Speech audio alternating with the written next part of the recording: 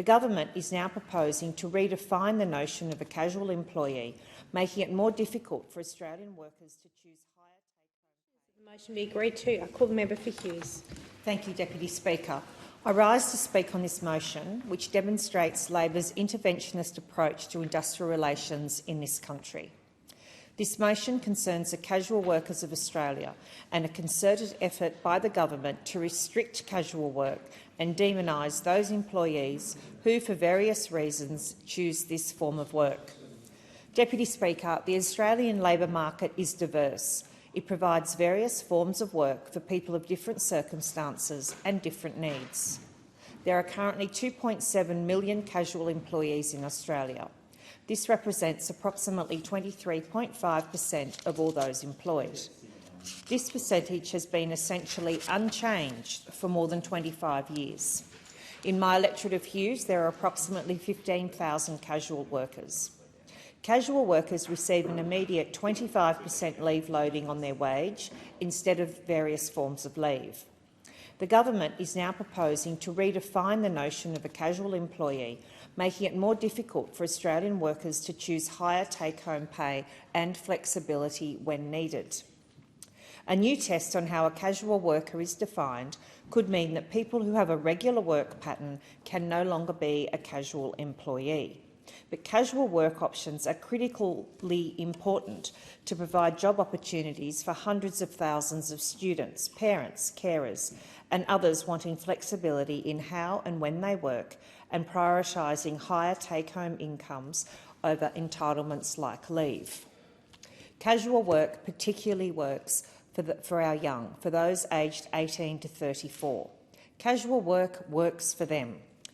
The government, however, and particularly unions, Deputy Speaker, increasingly object to casual work as part of a campaign against insecure work. However, this argument makes no sense when at present, with almost full employment and skill shortages, Australians who do not want to work casually have rarely had more options to pursue ongoing full or part-time work. Casual work was, until recently, plagued by legal uncertainty and massive back pay risks. However, this was considered and then corrected by the High Court in 2021, resulting in the Parliament legislating a clear and reliable definition of casual employment. That definition should remain, Deputy Speaker. And it is baffling to understand why the Labor government now wants to act against the interests of casual workers, the businesses in which they work and the wider community to deliberately recreate that uncertainty. It is now easier than ever in the history of industrial relations in this country for casual employees to convert to permanent work, either full-time or part-time. The government has been vague in how it would redefine casual work. What is clear is that it is deliberately complicating the existing Fair Work Act to override the stated intention of employer and employees and the express basis on which casuals are hired, making casual work contingent on post-contractual conduct. This would require an ongoing and continuous re-examination of daily patterns of work, recreating uncertainty and deliberately reversing the successful and sensible corrections made by the High Court and Parliament in 2021. It's also going to place additional administrative burdens on particularly smaller and also medium-sized businesses.